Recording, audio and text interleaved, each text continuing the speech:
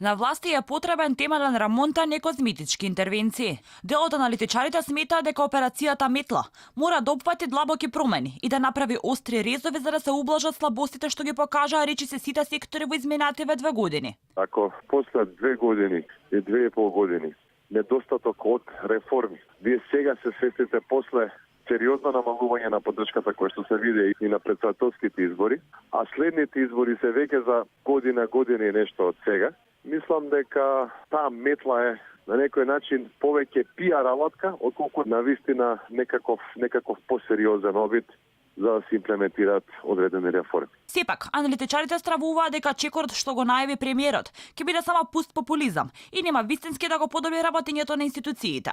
Рацете на Зоран Заев се врзани од коалицијскиот партнер Али Ахмети, но и од структури во неговата партија, како и од бизнис интереси.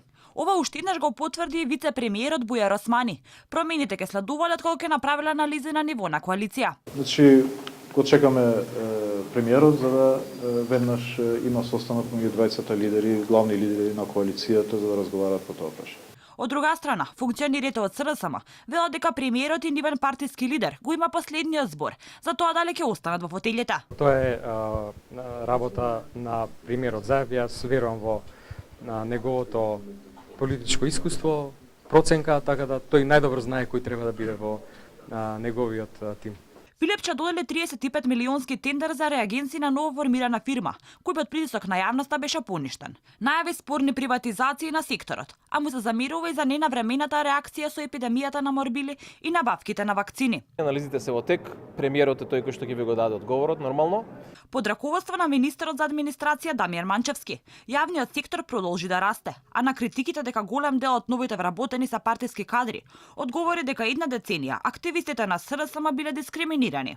Јас можам слободно да ви кажам дека сите тие кои што заземале државни функции треба бидат свесни дека еден ден тие ќе ги напуштат, а и добро е да ги напуштат, пошто и не е баш така лесно да се биде во влада. Јас комплетно сум релаксиран од тоа прашање. Коче Анѓушев беше на удар поради концесиите за хидроцентрали, учеството на неговите фирми на државни тендери и грантови од Фондот за иновации, менувањето на закон кој овозможи бецариски увоз на акумулатори, кој ги користи една од неговите компании, како и продажба на ЕДС на грчкото електростопанство.